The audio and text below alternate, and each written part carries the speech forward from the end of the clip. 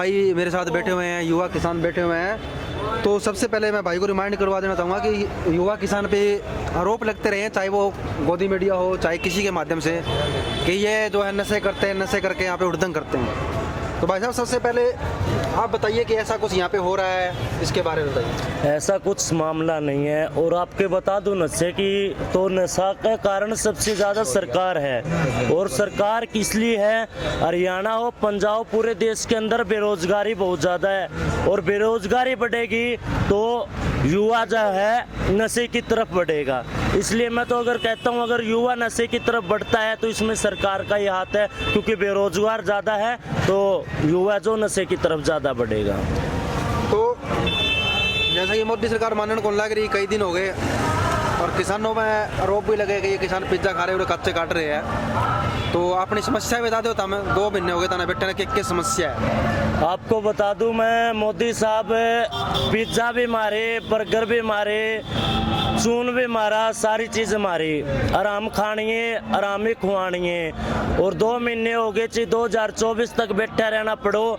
जब तक हमारा हक ना मिलेगा हम अड़ते उठन वाले को नहीं। एक बनिया और एक जाट की जब एक बार जिद्दी लाग जाए है तो जाट बैठा रहा एक जगह, बोले बेटा बनिया का मैं तेरे तक पहले को नहीं उठूँ, और जाट का मैं तेरे तक पहले को नहीं उठूँ। तो जाट का बालक आवे बनिया कने बैठा, भाई बोले भैंस बोल रहा है बाबू, बोले जोटा दौरा लीजिए, बोले आगे की हो जाएगी, बोले फिर गुड़ की आपटी दे दिए, सेठ इतना मैं भाज लिया। बोले यार तू इतनी लंबी सोच के जा रहे हैं। तो मोदी साहब आपने बता दिया, हम 2024 तक की सोच के आ रहे हैं, जब तक उड़ता नहीं उठाएंगे, जब तक ये काले कानून वापस नहीं हो जाएंगे। मोदी साहब के सबसे ज्यादा वादे क्या थे?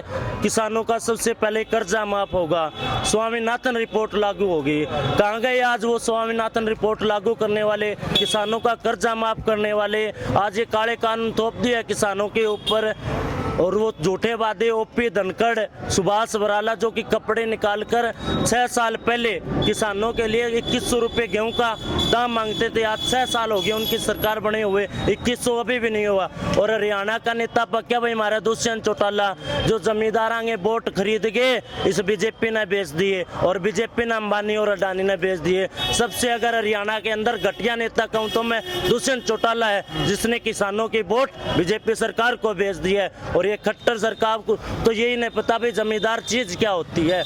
1 किले के अंदर कणक कितनी पड़ती है, बाजरा कितना होता है, ये ऑनलाइन करके छोड़ दी। अगर आपको बताऊं सबसे ज्यादा नुकसान है तो ऑनलाइन का हो रहा है किसानों को। 25 मन लेंगे, 20 मन लेंगे, 18 मन लेंगे, सबसे ज्यादा परेशानी है। और जितने भी हमारे किसान भाई आज जो शहीद हुए ना, हर एक की उसकी खून की कुर्बानी की कसम है। हमें आखिरी सांस तक लड़ेंगे, जब तक हमारे हक नहीं मिलेंगे आखिरी सांस तक लड़ेंगे, और अपनी कुर्बानी क्यों ना देने पड़े हमारी कुर्बानी भी देंगे।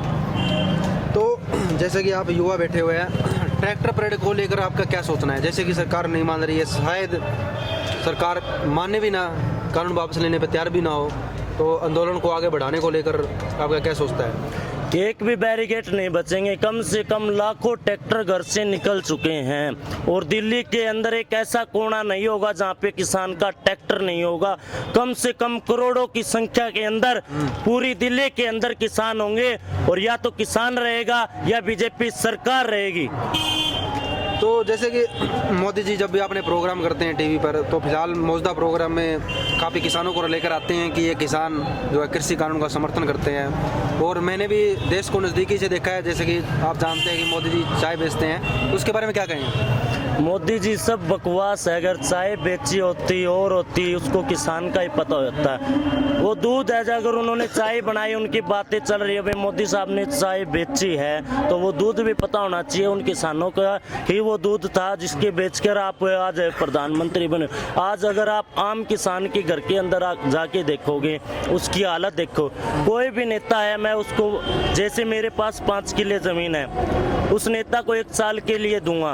अगर कोई भी नेता अपना घर चला के दिखा दे तो मैं गारंटी से वो जमीन भी छोड़ दूंगा। ये झूठे वादे करते रहते हैं। कोई भी नेता हो, चाहे किसी भी पार्टी का हो, ओनली उनको वोट चाहिए और कुछ नहीं चाहिए। सत्ता में आने के बाद हर एक नेता बदल जाता है और उस कार्यकर्ता को भूल जाता है जो उसके लिए दिन रात मेहनत करता है, और उस किसान को भूल जाता है जो देश चलाता है। तो जैसे कि अभी तक आपने देखा होगा जो मोदी जी की छवि है देश विदेशों में, जिस प्रकार की छवि, उसके बारे में आप अच्छे से जानते हैं। काफ़ी जो है इंटरनेशनल मीडिया तारीफ भी करती है।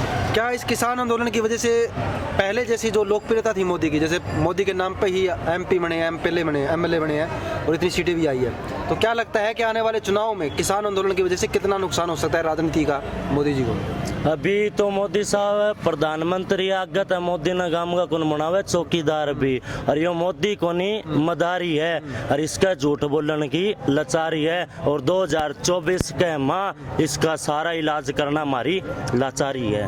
चलो धन्यवाद जी।